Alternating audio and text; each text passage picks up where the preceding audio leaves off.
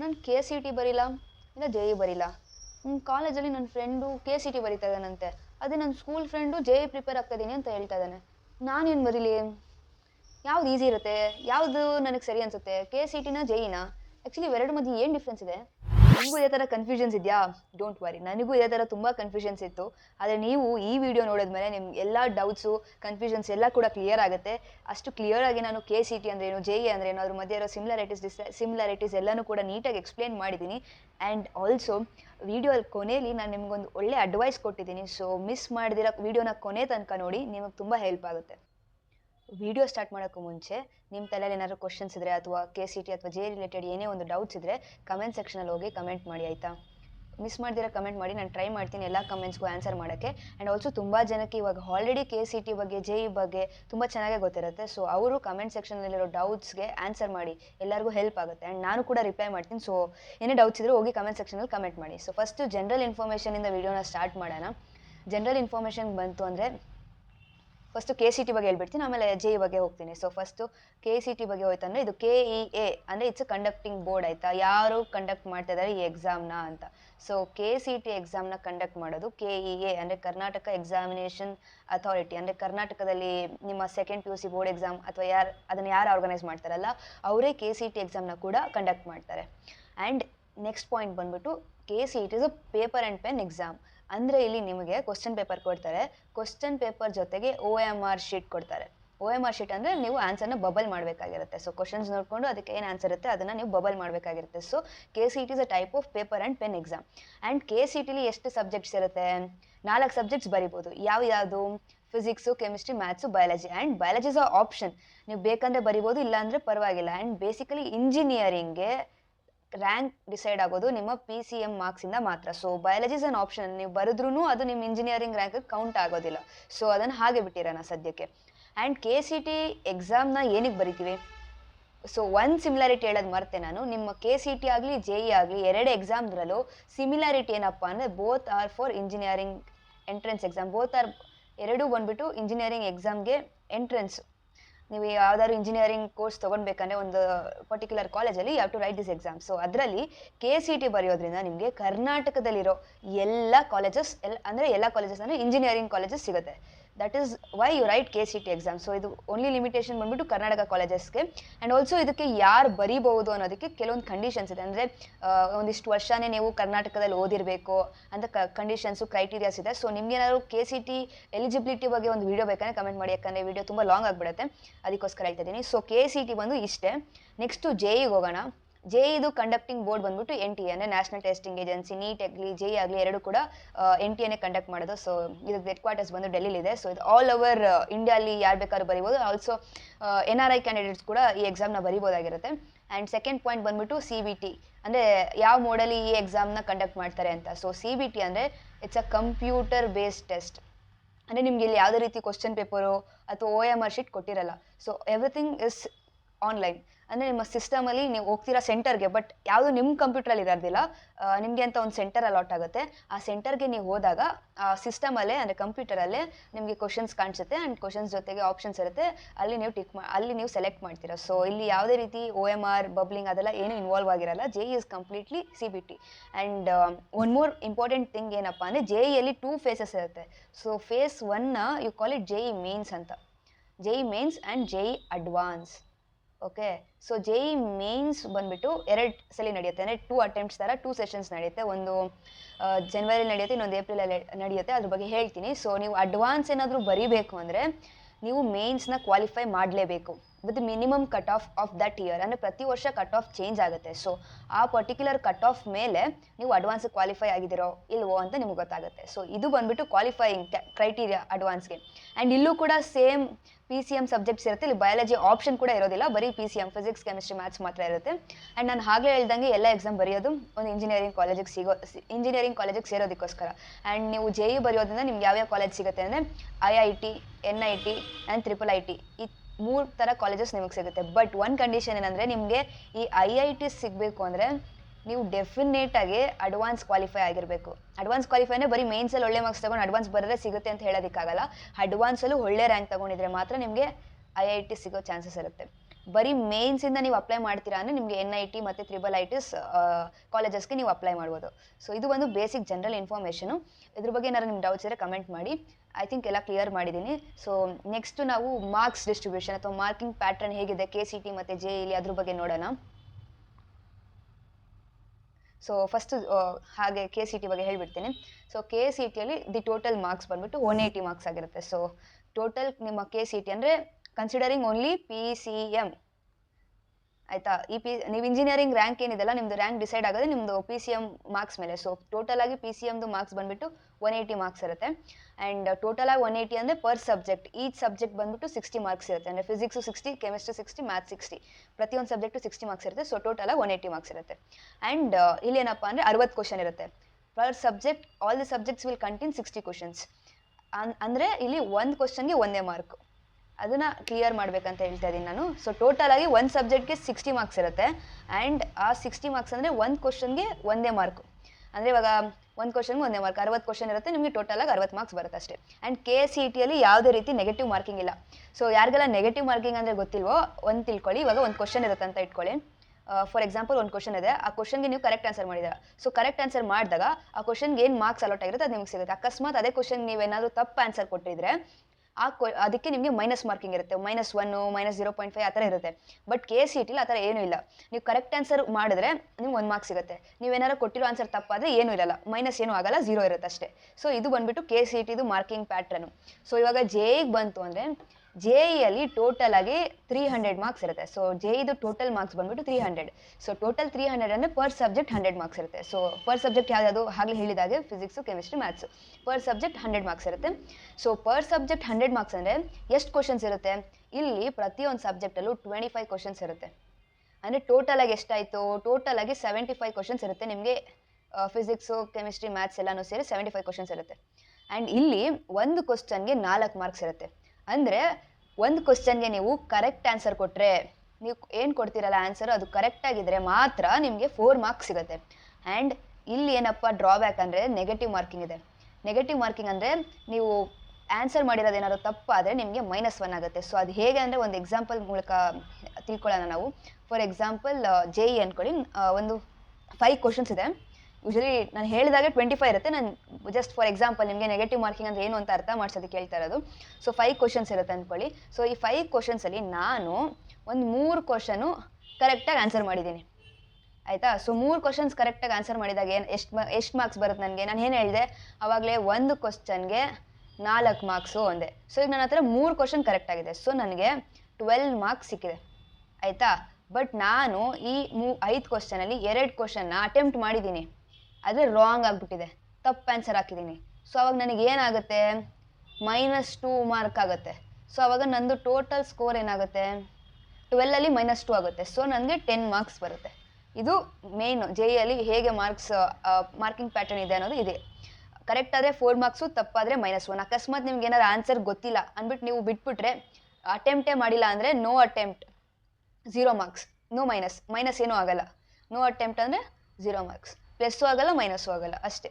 So ಇದು ನಿಮ್ಗೆ ಅರ್ಥ ಆಗಿದೆ ಅನ್ಸುತ್ತೆ. ಏನಾದ್ರು ಕನ್ಫ್ಯೂಷನ್ ಇದ್ದರೆ ಕಮೆಂಟ್ ಮಾಡಿ, ಇಲ್ಲಾಂದರೆ ಮತ್ತೆ 30 ಸೆಕೆಂಡ್ಸ್ ಅಥವಾ ರಿವೈಂಡ್ ಮಾಡಿ ನೋಡಿ, ನಿಮ್ಗೆ ನಿಜವಾಗ್ಲೂ ಅರ್ಥ ಆಗುತ್ತೆ. ನೆಕ್ಸ್ಟ್ ಬಂದುಬಿಟ್ಟು ಮಾರ್ಕ್ಸ್ ಬಗ್ಗೆ ಆಯಿತು. ಟೈಮ್ ಡ್ಯೂರೇಷನ್, ಯಾವಾಗ ಈ ಎಕ್ಸಾಮ್ ಕಂಡಕ್ಟ್ ಮಾಡ್ತಾರೆ ಆ್ಯಂಡ್ ಎಷ್ಟು ಟೈಮ್ ಲಿಮಿಟ್ ಇದೆ ಅದ್ರ ಬಗ್ಗೆ ತಿಳ್ಕೊಳ್ಳೋಣ. ಸೊ KCT ಯಾವಾಗಪ್ಪ ಇದು ನಡೆಸೋದು ಅಂದರೆ ನಿಮ್ಮ ಬೋರ್ಡ್ ಎಕ್ಸಾಮ್ ಆದಮೇಲೆ ಇನ್ ದಿ ಮಂತ್ ಆಫ್ ಏಪ್ರಿಲಲ್ಲೇ ಈ ಎಕ್ಸಾಮ್ನ ನಡೆಸೋದು. ಬರೀ ಒಂದೇ ಸಲ ಇರುತ್ತೆ, ಒನ್ ಟೈಮ್ ಮಾತ್ರ ನಡೆಸ್ತಾರೆ. ಆ್ಯಂಡ್ 2 ಡೇಸ್ ನಡೆಯುತ್ತೆ. 2 ಡೇಸಲ್ಲಿ ಫಸ್ಟ್ ಡೇ ಸೆಷನಲ್ಲಿ ಒಂದು ದಿವಸ 2 ಸಬ್ಜೆಕ್ಟ್ ಇರುತ್ತೆ. So for example first day ನಿಮಗೆ ಫಸ್ಟ್ ಡೇ ನಿಮಗೆ ಫಿಸಿಕ್ಸ್ ಮತ್ತು ಕೆಮಿಸ್ಟ್ರಿ ಇದೆ. ನೆಕ್ಸ್ಟ್ ಡೇ ಬಂದ್ಬಿಟ್ಟು ನಿಮಗೆ ಮ್ಯಾಥ್ಸ್ ಮತ್ತು ಬಯಾಲಜಿ ಇರುತ್ತೆ. Biology is optional anyways. So ಒಂದು ದಿವಸ 2 ಸಬ್ಜೆಕ್ಟ್ ಇರುತ್ತೆ. ಆ್ಯಂಡ್ 1 ಸಬ್ಜೆಕ್ಟ್ ಬರೆಯೋಕ್ಕೆ ನಿಮಗೆ 80 ಮಿನಿಟ್ಸ್ ಟೈಮ್ ಕೊಡ್ತಾರೆ. ಅಂದರೆ ಮಾರ್ನಿಂಗ್ ಒಂದು, ಮಧ್ಯಾಹ್ನ ಒಂದು ಎಕ್ಸಾಮ್ ಇರುತ್ತೆ. ಸೊ ಮಾರ್ನಿಂಗ್ ಫಿಸಿಕ್ಸ್ ಎಕ್ಸಾಮ್ ಇದ್ದರೆ ನಿಮ್ಗೆ ಅದನ್ನು ಫಿಸಿಕ್ಸ್ ಎಕ್ಸಾಮ್ ಪೂರ್ತಿ ಕಂಪ್ಲೀಟ್ ಮಾಡೋಕ್ಕೆ 80 ಮಿನಿಟ್ಸ್ ಇರುತ್ತೆ. ಟೋಟಲಾಗಿ ಎಷ್ಟು ಕ್ವಶನ್ಸ್ ಇರುತ್ತೆ? 60 ಕ್ವಶನ್ಸ್ ಇರುತ್ತೆ. ಅದನ್ನು ನಿಮಗೆ ಕಂಪ್ಲೀಟ್ ಮಾಡೋಕ್ಕೆ 80 ಮಿನಿಟ್ಸ್ ಇರುತ್ತೆ. ಬಟ್ 80 ಅಂತ ಅನ್ಕೋಬೇಡಿ, ಅಲ್ಲಿ ತುಂಬ ಇನ್ವಿಜಿಲೇಟರು ನಿಮಗೆ ಇನ್ಸ್ಟ್ರಕ್ಷನ್ಸ್ ಕೊಡೋದಲ್ಲಿ ಇದರಲ್ಲಿ ತುಂಬ ಟೈಮ್ ವೇಸ್ಟ್ ಆಗುತ್ತೆ. ಸೊ ನಿಮಗೆ ಅದಕ್ಕೆ ಯಾವಾಗಲೂ ಹೇಳೋದು KCT 60 minutes 60 questions, 1 minute 1 question solve ಮಾಡಬೇಕು ಅಂತ ಅದಕ್ಕೆ ಹೇಳೋದು KCTಲಿ. ಆ್ಯಂಡ್ ನಿಮಗೆ ಮಾರ್ನಿಂಗ್ ಸೆಷನ್ ಅಂದರೆ ಫಿಸಿಕ್ಸ್ ಎಕ್ಸಾಮ್ ಆಯ್ತು ಅಂದಮೇಲೆ ಮಿನಿಮಮ್ 2 hours ಬ್ರೇಕ್ ಇರುತ್ತೆ. 2 hours ಬ್ರೇಕ್ ಆದಮೇಲೆ ಮಧ್ಯಾಹ್ನ ನಿಮಗೆ ಕೆಮಿಸ್ಟ್ರಿ ಎಕ್ಸಾಮ್ ಇರುತ್ತೆ. 2 hours 1 hours 2 hours ಅಥವಾ 1 hour ಬ್ರೇಕ್ ಇರುತ್ತೆ ನಿಮಗೆ ಒಂದು ಸಬ್ಜೆಕ್ಟ್ ಆದಮೇಲೆ. ಅದಾದಮೇಲೆ ಕೆಮಿಸ್ಟ್ರಿ ಇರುತ್ತೆ afternoon session same thing 80 minutes ಇರುತ್ತೆ ಒಂದು ಸಬ್ಜೆಕ್ಟ್ ಮಾಡೋಕ್ಕೆ. ಆ್ಯಂಡ್ ನೆಕ್ಸ್ಟ್ ಡೇ ಮ್ಯಾಥ್ಸ್ ಇದ್ದರೆ ಮ್ಯಾಥ್ಸ್ಗೂ ಸೇಮ್ ಥಿಂಗ್ ಅಪ್ಲೈಸ್ ಆಯಿತಾ. ಸೊ ಇದು ಬಂದ್ಬಿಟ್ಟು ಟೈಮ್ ಲಿಮಿಟು ಅಥವಾ ಯಾವಾಗ ಕಂಡಕ್ಟ್ ಮಾಡ್ತಾರೆ ಅಂತ ನಾನು ಹೇಳಿದ್ದೀನಿ. ಏಪ್ರಿಲಲ್ಲಿ ಕಂಡಕ್ಟ್ ಮಾಡ್ತಾರೆ. ಅಂದರೆ usually it will be mid April ಅಥವಾ ಎಂಡ್ ಆಫ್ ಏಪ್ರಿಲ್. ಮೇ ತನಕ ಹೋಗೋದಿಲ್ಲ, ಆಲ್ಮೋಸ್ಟ್ ಏಪ್ರಿಲಲ್ಲೇ ಇರುತ್ತೆ. ಸೊ ನಿಮ್ಮ ಬೋರ್ಡ್ ಎಕ್ಸಾಮ್ ಆಗಿದೆ 1 month ಏನೋ ಟೈಮ್ ಇರುತ್ತೆ ನಿಮ್ಗೆ ಅಷ್ಟೇ, ಮ್ಯಾಕ್ಸಿಮಮ್ 1 month ಟೈಮ್ ಇರುತ್ತೆ ನಿಮ್ಮ KCETಗೆ ಎಕ್ಸಾಮ್ಗೆ. ಸೊ ನೆಕ್ಸ್ಟ್ JEEಗೆ ಬಂದುಬಿಟ್ಟು ಇಲ್ಲಿ 2 days 3 days ಆ ಥರ ಎಲ್ಲ ನಡೆಯಲ್ಲ. ಅಂದರೆ ತುಂಬ ದಿವಸ ನಡೆಯುತ್ತೆ, ಬಟ್ ಒಬ್ರಿಗೆ ಯಾವ್ದಾದ್ರು ಒಂದು ದಿವಸ ಅಲಾಟ್ ಆಗಿರುತ್ತೆ. ನಿಮ್ಮ ಹಾಲ್ ಟಿಕೆಟ್ ಎಲ್ಲ ಇರುತ್ತಲ್ಲ, ನೀವು ಅದೇ ದಿವಸ ಹೋಗಿ ಎಕ್ಸಾಮ್ ಬರೀಬೇಕಾಗಿರುತ್ತೆ. ಆ್ಯಂಡ್ ಇಲ್ಲಿ ಸಪ್ರೇಟ್ ಆಗಿಲ್ಲ, PCM ಎಲ್ಲ ಒಟ್ಟಿಗೆ ಇರುತ್ತೆ ಟುಗೆದರ್. ಆ್ಯಂಡ್ ಟೋಟಲ್ ಟೈಮಿಂಗ್ ಬಂದುಬಿಟ್ಟು 3 hours ಟೈಮ್ ಕೊಟ್ಟಿರ್ತಾರೆ. ನಿಮ್ಗೆ ಕೊಟ್ಟಿರೋ ಅಂಥ ಎಕ್ಸಾಮಿನೇಷನ್ ಸೆಂಟರ್ಗೆ ಹೋಗ್ತೀರಾ, ಅಲ್ಲಿ ನಿಮಗೆ ಫಿಸಿಕ್ಸ್ ನಿಮ್ಮ ಅಲಾಟೆಡ್ ಸಿಸ್ಟಮಲ್ಲಿ ನೀವು ಕೂತ್ಕೋತೀರಾ. ಅಲ್ಲಿ ನಿಮಗೆ ಫಸ್ಟ್ ಫಿಸಿಕ್ಸ್ ಸೆಕ್ಷನ್ ಇರುತ್ತೆ, ಆಮೇಲೆ ಕೆಮಿಸ್ಟ್ರಿ ಸೆಕ್ಷನ್ ಇರುತ್ತೆ, ಆಮೇಲೆ ಮ್ಯಾಥ್ಸ್ ಸೆಕ್ಷನ್ ಇರುತ್ತೆ. ಸೊ ಟೋಟಲಾಗಿ ನೀವು ನೋಡ್ಕೋಬೋದು, ಟೋಟಲಾಗಿ 75 ಕ್ವಶನ್ಸ್ ಇರುತ್ತೆ. 75 ಕ್ವಶನ್ಸ್ನ ನೀವು 3 hoursಲ್ಲಿ ಆನ್ಸರ್ ಮಾಡಿಬಿಟ್ಟು ಬರಬೇಕು ಅಷ್ಟೇ. ಆ್ಯಂಡ್ ಇದು ಯಾವಾಗ ನಡೆಯುತ್ತೆ ಅಂದರೆ ಒಂದು ಜನವರಿಲಿ ನಡೆಯುತ್ತೆ, ಇನ್ನೊಂದು ಏಪ್ರಿಲಲ್ಲಿ ನಡೆಯುತ್ತೆ. ಕಂಪಲ್ಸರಿ ಏನೂ ಇಲ್ಲ, ಎರಡೂ ಬರೀಲೇಬೇಕು ಅಂತ, ಬಟ್ ಇದು ನಿಮಗೆ ಬಿಟ್ಟಿದ್ದು. ಬಟ್ ಐ ವುಡ್ ಸೇ ಎರಡೂ ಬರೀರಿ ಅಂತ.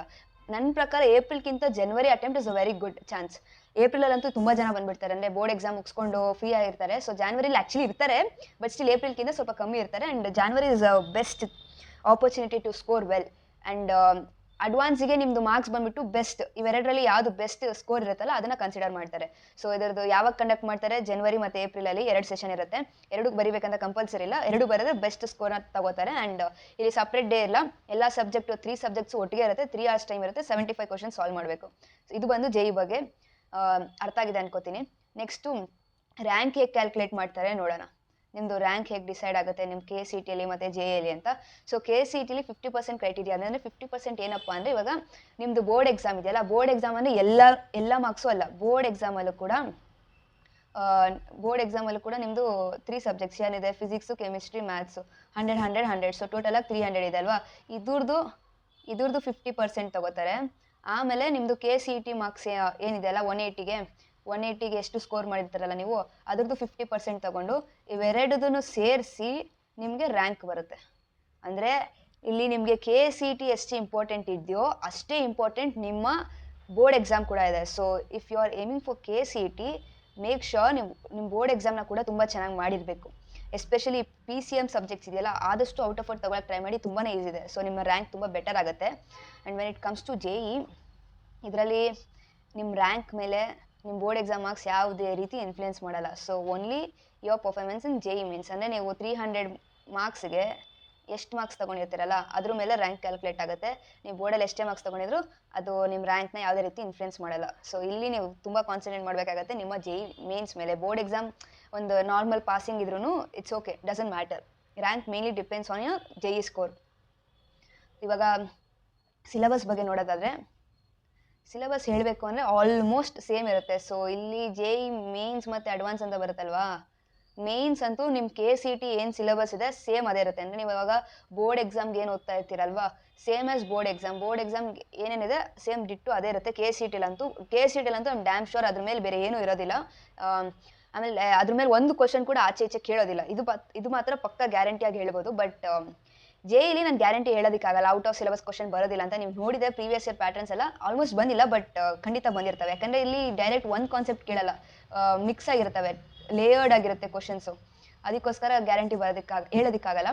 ಆದರೆ ಮೇನ್ಸ್ ಮಾತ್ರ ಸೇಮ್ ಆಗಿರುತ್ತೆ. ನಿಮ್ಮ ಬೋರ್ಡ್ ಎಕ್ಸಾಮ್, ನಿಮ್ಮ 11th ಆ್ಯಂಡ್ 12th ಏನು ಬೋರ್ಡ್ ಎಕ್ಸಾಮ್ದು ಸಿಲೆಬಸ್ ಇದೆ ಅದೇ ಇರುತ್ತೆ. ಬಟ್ ಅಡ್ವಾನ್ಸಿಗೆ ಮಾತ್ರ ಇವಾಗ ನಿಮ್ಮ ಹತ್ರ ಏನು ಚಾಪ್ಟರ್ಸ್ ಇದೆ ಅದೇ ಚಾಪ್ಟರ್ಸ್ ಇದೆ, ಬಟ್ ಆ ಚಾಪ್ಟರ್ಸಲ್ಲಿ ಕೆಲವೊಂದು ಟಾಪಿಕ್ಸ್ ನಿಮಗೆ ಡಿಲೀಟ್ ಆಗಿರುತ್ತೆ ಬೋರ್ಡ್ ಎಕ್ಸಾಮ್ಗೆ. ಆ ಎಲ್ಲ ಟಾಪಿಕ್ಸು ಇರುತ್ತೆ, ಕೆಲವೊಂದು ಡಿಲೀಟೆಡ್ ಟಾಪಿಕ್ಸು. ಆಮೇಲೆ ಕಾನ್ಸೆಪ್ಟ್ ಮಾತ್ರ ಇನ್ ಡೆಪ್ತ್ ಆಗಿರುತ್ತೆ. ಇನ್ ಡೆಪ್ತ್ ಕಾನ್ಸೆಪ್ಟ್ಸ್ನ ನೀವು ತಿಳ್ಕೊಂಡಿರಲೇಬೇಕು. ಇದನ್ನು ನೀವು ಕ್ರ್ಯಾಕ್ ಮಾಡಬೇಕು ಅಂದರೆ, ಇಲ್ಲ ಒಳ್ಳೆ ಮಾರ್ಕ್ಸ್ ತೆಗಿಬೇಕು ಅಂದರೆ JEEಲಿ ಇದೆಲ್ಲ ನಿಮ್ಗೆ ಗೊತ್ತಿರಲೇಬೇಕು. ಸೊ ಸಿಲೆಬಸ್ ಓವರ್ ಆಲ್ ಹೇಳಬೇಕು ಅಂದರೆ ಆಲ್ಮೋಸ್ಟ್ ಸೇಮ್ ಇರುತ್ತೆ. But when you are giving your advance exam, you have to cover everything in detail. Next ಯಾವ ಲೆವೆಲಲ್ಲಿ ಕ್ವಶನ್ಸ್ ಕೇಳ್ತಾರೆ ಅಂತ ಹೇಳಿದಾರೆ. ನಾನು ಆಲ್ರೆಡಿ ಯಾವಾಗಿಂದ ಹೇಳಿದ್ದನ್ನ ನೀವು ಗಮನಿಸಿದ್ರೆ ನಿಮ್ಗೆ ಆಲ್ರೆಡಿ ಗೊತ್ತಾಗಿರುತ್ತೆ. ಸೊ ಇಲ್ಲಿ ನಾನು ಇಲ್ಲೇನು ಬರ್ದಿದ್ದೀನಲ್ಲ, easy to moderate and moderate to difficult. This is only with respect to the comparison between KCT and JE. ನೀವು ಬರೀ KCTನ ಇಟ್ಕೊಂಡು ಒಂದು ಹೇಳಬೇಕು ಅಂದರೆ ಅದು ಕಂಪ್ಲೀಟ್ಲಿ ಡಿಫ್ರೆಂಟ್ ಆಗಿರುತ್ತೆ. ಆ್ಯಂಡ್ JEಗೂ ಅಷ್ಟೇ, JE ಬಗ್ಗೆ ಮಾತ್ರ ಹೇಳ್ತೀನಿ ಅಂದರೆ ಡಿಫ್ರೆಂಟ್ ಆಗಿರುತ್ತೆ. ಇವೆರಡು ಕಂಪೇರ್ ಮಾಡಿ ಹೇಳಿದಾಗ KCT ಒಂದು ಹೇಳಬೇಕು ಅಂದರೆ ಆ್ಯಕ್ಚುಲಿ ತುಂಬ ಈಸಿ ಸೈಡೇ ಬರುತ್ತೆ. ಮಾಡ್ರೇಟು ಅನ್ಸೋದಿಲ್ಲ, ತುಂಬ ಈಸಿ ಸೈಡೇ ಬರುತ್ತೆ. When you compare that with JEE easy ಸೈಡೇ ಬರುತ್ತೆ. ಆ್ಯಂಡ್ JE ನಾನು ಮಾಡ್ರೇಟ್ ಹೌದು, but almost KCT level compare ಮಾಡಿದ್ರೆ you can say it can be difficult ಅಂತ ಕೂಡ. ಆ್ಯಂಡ್ ಯಾಕಪ್ಪ ಅಂದರೆ KCTಲಿ ನಿಮಗೆ ಡೈರೆಕ್ಟ್ ಸ್ಟ್ರೇಟ್ ಫಾರ್ವರ್ಡ್ ಕ್ವಶನ್ಸ್ ಕೇಳ್ತಾರೆ. ಫಾರ್ ಎಕ್ಸಾಂಪಲ್ ಮ್ಯಾಥ್ಸಲ್ಲಂತೂ ನಿಮ್ದು NCERT ಟೆಕ್ಸ್ಟ್ ಬುಕ್ ಇದೆಯಲ್ಲ, ಆ ಟೆಕ್ಸ್ಟ್ ಬುಕ್ಕಲ್ಲಿ ಮಿಸಲೇನಿಯಸ್ ಪ್ರಾಬ್ಲಮ್ಸ್ ಅಂತ ಇರುತ್ತೆ ನೋಡಿ, ಲಾಸ್ಟಲ್ಲಿ ಪ್ರತಿಯೊಂದು ಚಾಪ್ಟರ್ ಲಾಸ್ಟಲ್ಲಿ ಅಲ್ಲಿರೋ ಕ್ವಶನ್ಸ್ ಡೈರೆಕ್ಟಾಗಿ ಬರುತ್ತೆ.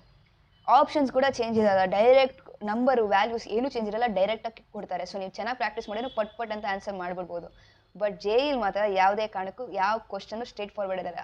ಅಕಸ್ಮಾತ್ ಇದ್ರೆ ಅದು ನಿಮ್ಮ ಲಕ್ ಆಗಿರುತ್ತೆ, 1 ಅಥವಾ 2 ಇರ್ಬೋದು, ಬಟ್ ಸ್ಟಿಲ್ ಬೇರೆದೆಲ್ಲ ತುಂಬ ಲೇಯರ್ಡ್ ಆಗಿರುತ್ತೆ. ಅಂದರೆ ನಿಮಗೆ ಫಾರ್ ಎಕ್ಸಾಂಪಲ್ ಕೆಮಿಸ್ಟ್ರಿ ಹೇಳಬೇಕು ಅಂದರೆ, ಕೆಮಿಸ್ಟ್ರಿಲಿ ನಿಮಗೆ ಬರೀ ರಿಯಾಕ್ಷನ್ ಗೊತ್ತಿದ್ರೆ ಸಾಲದು, ರಿಯಾಕ್ಷನ್ದು ಮೆಕ್ಯಾನಿಸಮ್ ಕೂಡ ಗೊತ್ತಿರಬೇಕು. ಯಾಕಂದರೆ ಅಲ್ಲಿ ಕೇಳೋದೆಲ್ಲ application based question. Direct NCERT ಏನು ಮೆನ್ಷನ್ ಮಾಡಿರ್ತಾರೆ ಅದೇ ಕಾನ್ಸೆಪ್ಟ್ ಇರುತ್ತೆ. ಆ ಕಾನ್ಸೆಪ್ಟ್ದು ಅಪ್ಲಿಕೇಶನ್ ಅಪ್ಲೈ ಮಾಡಿ ನಿಮಗೆ ಕ್ವಶನ್ಸ್ ಕೇಳಿರ್ತಾರೆ. ಸೊ ತುಂಬ ಲೇಯರ್ಸ್ ಇರುತ್ತೆ. ಆ ಲೇಯರ್ಸ್ನ ನೀವು ಸಾಲ್ವ್ ಮಾಡಿದಾಗ ನಿಮಗೆ ಫೈನಲ್ ಆನ್ಸರ್ ಸಿಗೋದು. ಸೊ ಇದಕ್ಕೆ ತುಂಬಾ ಕಾನ್ಸೆಪ್ಚುಯಲ್ ನಾಲೆಜ್ ಇರಬೇಕು, ಮತ್ತು ಸ್ಪೀಡು ಇರಬೇಕು, ಎಲ್ಲನೂ ಇರಬೇಕು JEE ಬರೀತೀನಿ ಅಂದರೆ. ಸೊ ಇದು ಬಂದು ಲೆವೆಲು. ಎದುರುಕೋಬೇಡಿ ನಾನು JEE ತುಂಬ ಕಷ್ಟ ಅಂತ ಹೇಳ್ತಾ ಇದ್ದೀನಿ ಅಂತ. ನಾನು ಟು ಬಿ ಹಾನೆಸ್ಟ್ ನನ್ನ ಎಕ್ಸ್ಪೀರಿಯನ್ಸಿಂದ ನಿಮಗೆ ಹೇಳ್ತಾ ಇದ್ದೀನಿ, JEE is like this. JEE ಇರೋದೇ ಹೀಗೆ. ಆ್ಯಂಡ್ ನಿಮ್ಗೇನಾದ್ರು ಕಷ್ಟ ಫೀಲ್ ಆಗೋ ಥರ ನಾನು ಮಾತಾಡ್ತಾ ಇದ್ದೀನಿ ಅಂದರೆ ಹಂಗೆ ಅನ್ಕೋಬೇಡಿ, ಯಾವುದೂ ಕಷ್ಟ ಇಲ್ಲ. Nothing is impossible. I never believe in the word called impossible, ಆಯಿತಾ? ಅದಕ್ಕೋಸ್ಕರ ನೀವು ನಿಜವಾಗ್ಲೂ ನಾನು ಮಾಡ್ತೀನಿ ಅಂತ ಮನಸ್ಸು ನಿಮಗಿದ್ರೆ JEE ಅಡ್ವಾನ್ಸ್ ಕೂಡ ಈಸಿಯಾಗಿ ಮಾಡಿಬಿಡ್ತೀರಾ. Because it's your confidence makes everything possible. ಅದಕ್ಕೋಸ್ಕರ ಬಟ್ ಹಾನೆಸ್ಟಾಗಿ ನನ್ನ ಒಪಿನಿಯನ್, ನನ್ನ ಎಕ್ಸ್ಪೀರಿಯನ್ಸಿಂದ ನನಗೇನು ಅನಿಸ್ತದೆ ನಾನು ಅದನ್ನು ಹೇಳ್ತಾ ಇದ್ದೀನಿ. ಐ ಥಿಂಕ್ ನಿಮಗೆ KCT ಮತ್ತು JEE ಮಧ್ಯೆ ಇರೋ ಎಲ್ಲ ಡೌಟ್ಸ್ನ, ಕನ್ಫ್ಯೂಷನ್ಸ್ನ ಕ್ಲಿಯರ್ ಮಾಡಿದ್ದೀನಿ. ಆ್ಯಂಡ್ ಕರೆಕ್ಟಾಗಿ ಎಲ್ಲ ಇನ್ಫಾರ್ಮೇಷನ್ಸ್ನು ಕೊಟ್ಟಿದ್ದೀನಿ ಅಂತ ಅನ್ಕೋತೀನಿ. ಇದ್ರ ಮೇಲೂ ಇನ್ನೂ ಏನಾದರೂ ಡೌಟ್ಸ್ ಇದ್ದರೆ ಕಮೆಂಟ್ ಸೆಕ್ಷನಲ್ಲಿ ಕಮೆಂಟ್ ಮಾಡಿ. ಖಂಡಿತವಾಗ್ಲೂ ನಾನು ರಿಪ್ಲೈ ಮಾಡಿ ನಿಮ್ಮ ಡೌಟ್ಸ್ ಏನಿದೆ ಅದನ್ನು ಕ್ಲಾರಿಫೈ ಮಾಡೋಕ್ಕೆ ಟ್ರೈ ಮಾಡ್ತೀನಿ. ಸೊ ಇವಾಗ KCT ಬಗ್ಗೆ, JEE ಬಗ್ಗೆ ಇರೋ ಸಿಮಿಲಾರಿಟೀಸ್, ಡಿಸಿಮಿಲಾರಿಟೀಸ್ ಎಲ್ಲನೂ ತಿಳ್ಕೊಂಡಿದ್ದೀರಾ. ಇವಾಗ ನೀವು ಒಂದು ಡಿಸಿಷನ್ ಮಾಡಬೇಕು, KCT ಬರಿಬೇಕಾ JEE ಬರಿಬೇಕಾ ಅಂತ. ಜಸ್ಟ್ ಬಿಕಾಸ್ KCT JEEಗಿಂತ ಈಸಿ ಇದೆ ಅಂತ KCT ತಗೊಳ್ಳೋದಲ್ಲ. ಬಿಕಾಸ್ ಹೌದು ನಿಜ, KCT JEEಗಿಂತ ಈಸಿ ಇದೆ, ಬಟ್ ಹಾಗಂತ ನೀವು ಏನೂ ಓದ್ದಿರಾ ಡೈರೆಕ್ಟಾಗಿ ಹೋಗಿ ಎಕ್ಸಾಮ್ ಬರೆದ್ರು ನನಗೆ ಒಳ್ಳೆ ರ್ಯಾಂಕ್ ಬರುತ್ತೆ ಅಂದರೆ ಸಾರಿ, ಅದು ಆ ಥರ ಇಲ್ಲ. ಎರಡಕ್ಕೂ ಅದರದ್ದೇ ಆದಂಥ ಹಾರ್ಡ್ ವರ್ಕ್ ಬೇಕು. ಅದು ನಿಮ್ಮ ಕೈಲಿ ಮಾಡೋಕ್ಕಾದ್ರೆ ಮಾತ್ರ ಇವೆರಡರಲ್ಲಿ ಯಾವ್ದಾದ್ರು ಒಂದು ಎಕ್ಸಾಮ್ನ ಚೂಸ್ ಮಾಡಿ. Because ultimately at the end it's you, ನಿಮ್ಮ ಕೈಲಿದೆ ಎಲ್ಲನೂ. ನಿಮ್ಗೆ ನಿಜವಾಗ್ಲೂ ಆ ಮನಸ್ಸಲ್ಲಿ ಹೌದು ನನಗೆ IIT ಬೇಕು, ನನಗೆ NIT ಬೇಕು, ಅದು ನನ್ನ ಕನಸು, ಅದು ಅಲ್ಲಿ ಹೋಗಲೇಬೇಕು ಅನ್ನೋ ಕ್ರೇಜ್ ಇದ್ದರೆ, ಅನ್ನೋ ಹುಚ್ಚಿದ್ರೆ ನಿಮಗೆ, ಅವಾಗ ಮಾತ್ರ ನಿಮಗೆ ಎಕ್ಸಾಮ್ ಎಲ್ಲನೂ ಕ್ರ್ಯಾಕ್ ಮಾಡಿ ಅಲ್ಲಿ ಹೋಗೋಕ್ಕೆ ಚಾನ್ಸಸ್ ಇರುತ್ತೆ.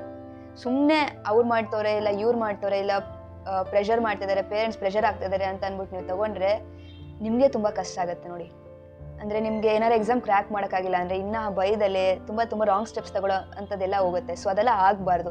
ಆ್ಯಸ್ ಅ ಸೀನಿಯರ್ ನಾನು ನನ್ನ ಜೂನಿಯರ್ಸ್ಗೆ ಒಂದು ಒಳ್ಳೆ ಅಡ್ವೈಸ್ ಕೊಡಬೇಕು. ಅದಕ್ಕೋಸ್ಕರ ನಾನು ಹೇಳ್ತಾ ಇದ್ದೀನಿ, ನಿಮಗೆ ನಿಜವಾಗ್ಲೂ ಮನಸ್ಸಿಂದ ಇಷ್ಟ ಇದ್ದರೆ ಮಾತ್ರ ಆರಾಮಾಗಿ ಕೂತ್ಕೊಂಡು ಯೋಚನೆ ಮಾಡಿ ಡಿಸೈಡ್ ಮಾಡಿ.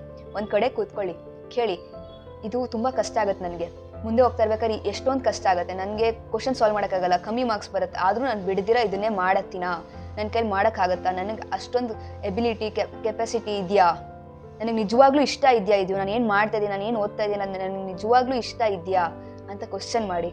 ನಿಮ್ಮ ಮನಸ್ಸೇನಾದರೂ ಎಸ್ ಅಂತ ಅಂದರೆ ಗೋ ಫಾರ್ ಇಟ್, ಇದು ನಿಮಗೋಸ್ಕರನೇ, ಗೋ ಫಾರ್ ಇಟ್. ಏನಾದ್ರು ನೋ ಅಂತಂದರೆ ಡು ನಾಟ್ ವರಿ. ಇದಲ್ಲ ಅಂದ್ರೇನು, KCT JEE is not everything, ಆಯಿತಾ? ತುಂಬ ಆಪರ್ಚುನಿಟೀಸ್ ಇದೆ, ತುಂಬ ಕೆರಿಯರ್ ಆಪರ್ಚುನಿಟೀಸ್ ಇದೆ. ಅದನ್ನು ನಿಮ್ಗೇನು ಇಷ್ಟ ಇದೆ ಅದನ್ನು ನೋಡಿಬಿಟ್ಟು ನಿಮ್ಮ ಪೇರೆಂಟ್ಸ್ಗಾಗಲಿ ನೀವು ಕಾನ್ಫಿಡೆಂಟ್ ಆಗಿದ್ದರೆ ಅವರು ನಿಜವಾಗ್ಲೂ ಕಾನ್ಫಿಡೆನ್ಸ್ನ ತಗೊಂಡು ನಿಮಗೆ ಸಪೋರ್ಟ್ ಮಾಡೇ ಮಾಡ್ತಾರೆ. So everything is in your hand, you have to decide, it's your future ಅಲ್ವಾ? ತುಂಬ ಏನೋ ಭಾಷಣ ಮಾಡ್ತಿದ್ದೀನಿ ಅಂತ ಅನ್ಕೋಬೇಡಿ. I just genuinely wanted to give a very good advice to my juniors, ಅದಕ್ಕೋಸ್ಕರ ಹೇಳ್ತಾ ಇದ್ದೀನಿ. ಸೊ ಅಟ್ ದಿ ಎಂಡ್ ಯಾವುದೇ ಎಕ್ಸಾಮ್ ಆಗಿರಲಿ, if you work hard, you will definitely see the results.